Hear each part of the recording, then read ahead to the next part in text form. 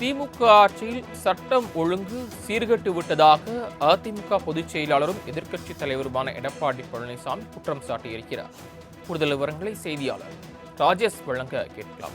ராஜேஷ், தற்போது அதிமுக பொதுச் செயலாளர் எடப்பாடி பழனிசாமி வெளியிட்டுள்ள அறிக்கையில் திமுக ஆட்சியில் சட்டம் ஒழுங்கு சீர்கெட்டு விட்டதாக மீண்டும் குற்றம் சாட்டியிருக்கிறார். இதற்காக இவ்வாறு தெரிவித்திருக்கிறார். அவர் வெளியிட்டுள்ள அறிக்கையில் என்னென்ன விஷயங்களை தெரிவித்திருக்கிறார்? முழுமையான விவரங்களை சொல்லலாம்.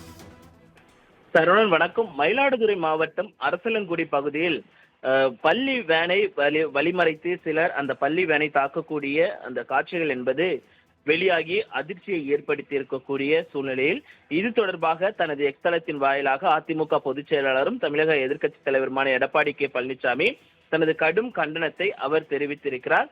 அதில் நாகை மாவட்டம் செல்லூர் கிழக்கு கடற்கரை சாலையில் பணியிடை நீக்கம் செய்யப்பட்ட விஇஓ ராஜராமன் என்பவர் தலை மற்றும் முகத்தில் பலத்த காயங்களுடன் சடலமாக மீட்கப்பட்டதாக செய்திகள் வருகின்றன. மயிலாடுதுறை மாவட்டம் அரசலங்குடி பகுதியில் போதையில் இருந்ததாக கூறப்படும் நபர்கள் சிலர் பள்ளி பேருந்தை தாக்கியதாக வரும் செய்தி அதிர்ச்சி அளிக்கிறது. ஸ்டாலின் மாடல் திமுக ஆட்சியில் பட்டப்பகலில் நடு ரோட்டில் சர்வசாதாரணமாக குற்ற செயல்கள் அரங்கேறுவது தொடர்கதையாகியுள்ளது.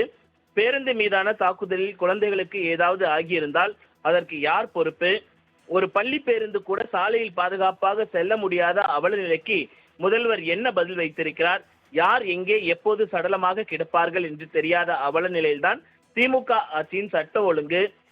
குற்றவாளிகளை பிடிக்க திணறுவது, பிடித்தாலும் அவர்களை சிறையில் வைத்திருக்க வக்கில்லாமல் வெளியே அனுப்பி இன்னும் பல குற்றங்களை அவர்கள் செய்வதை கைகட்டி வேடிக்கை பார்ப்பது, இப்படி நடத்தப்படும் ஸ்டாலின் ஆட்சியை கண்டு எப்படி குற்றவாளிகளுக்கு பயம் வரும்? குற்றவாளிகள் குஷியாக்கி மக்களை பயத்தில் ஆழ்த்தி அளவிற்கு சட்ட ஒழுங்கை சீர்குலைத்த திமுக அரசுக்கு எனது கடும் கண்டனம் என்று அவர் தெரிவித்திருக்கிறார். மேலும் மயிலாடுதுறை பள்ளி பேருந்து மீது தாக்குதல் நடத்திய குற்றவாளிகள் மீதும் திருவாரூர் விஇஓ இருந்த ராஜராமன் மரணத்தை விசாரித்து அதில் தொடர்புள்ளோர் மீதும் கடுமையான சட்ட நடவடிக்கை எடுக்க வேண்டும் என ஸ்டாலின் மாடல் திமுக அரசை வலியுறுத்துகிறேன் என்று குறிப்பிட்டிருக்கிறார். சரவணன், தாங்கள் வழங்கிய தகவல்களுக்கு நன்றி ராஜேஷ்.